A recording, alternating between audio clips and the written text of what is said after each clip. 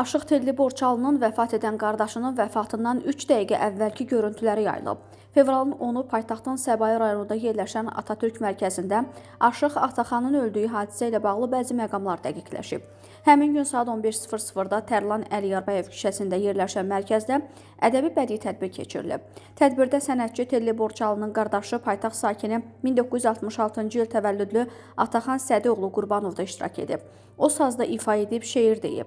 Saat 16 radələrində tədbir başa çatar-çatmaz Aşıq Ataxan özünü pis hiss edib və yıxılıb.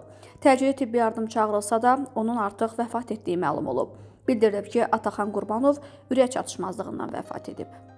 Sən güvənmə özü çəksin dərdini, Kumadı nəsibi təhlərdini, baş aparan zəhləti gönlüdür. Var olasın.